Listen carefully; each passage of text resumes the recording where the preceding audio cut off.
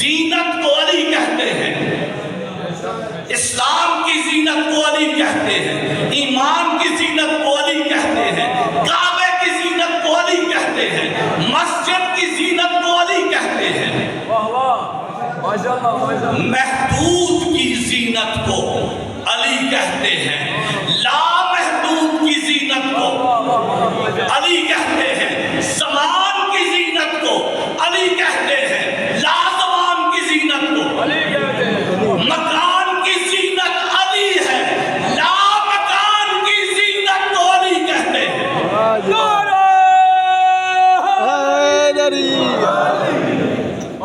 لامکان کی زینت کو علی کہتے ہیں۔ او بھائی، محدود سے لامحدود تک، مکان سے لامکان تک، زمان سے لازمان تک، جو جو زینت والا ہے اس کی زینت کو علی کہتے ہیں، اور علی جیسے زینت کے پروردگار کی زینت کو بی بی زینب کہتے ہیں۔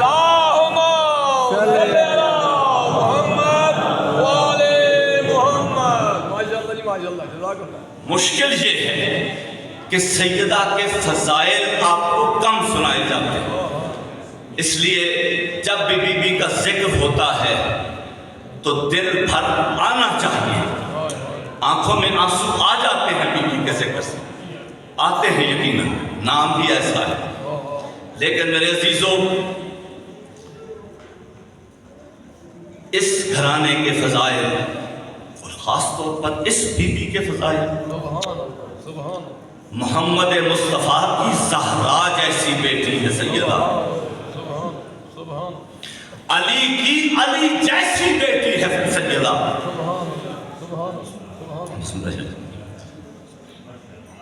علی کی علی جیسی بیٹی ہے، کوئی معمولی ہستی نہیں ہے۔ اس لیے جب اس دنیا میں تشریف لائی تو پاک بی بی نے سرکار تشریف لائے، مولا علی، بی بی نے مولا علی کے حوالے کیا، کہا یا علی یہ لیجئے بیٹی اور اس کا نام رکھیے۔ مولا علی نے کہا بی بی میں اپنے آقا سے سبقت نہیں لے سکتا، نام وہی رکھیں گے۔ سرکار آئے، بی بی نے کہا بابا بیٹی نام رکھیے، کہا بیٹا فاطمہ میں اپنے اللہ سے سبقت نہیں لے سکتا، اس بی بی کا نام وہی رکھے گا۔ کہ اتنے میں جبریل کا نزول ہوتا ہے اور کہتا ہے یا رسول اللہ، اللہ فرماتا ہے سمھا زینب، اس کا نام زینب رکھو، لِأَنَّ زَيَّنَ اللَّهِ اللَّوْحِ الْمَحْفُوظِ بِاسْمِ زینب الکبریٰ، کیونکہ اللہ نے لوح محفوظ کو زینب کبریٰ کے نام سے زینت دی ہے۔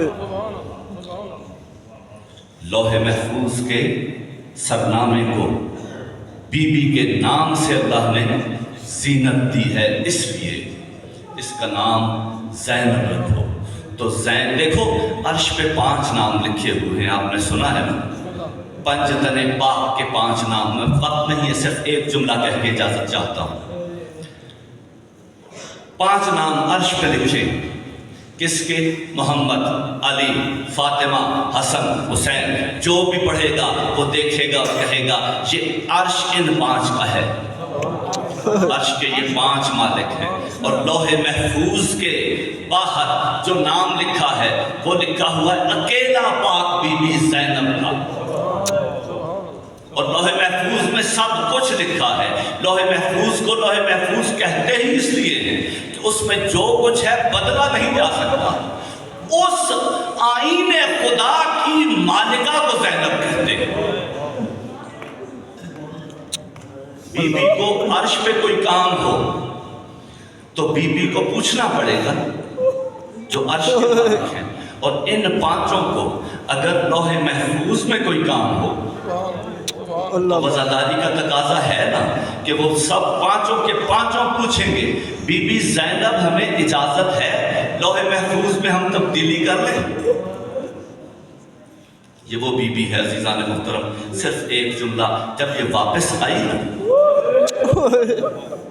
शाम फतेह करके, देखो शहादत पढ़ेंगे ज़ाकिरीन साहिबान, शाम फतेह करके जब वापस आई ना तो मदीने की दीवारों पे बीबी की निगाह पड़ी तो बीबी ने क्या कहा था कि मेरे नाना का मदीना मुझे कबूल न करना।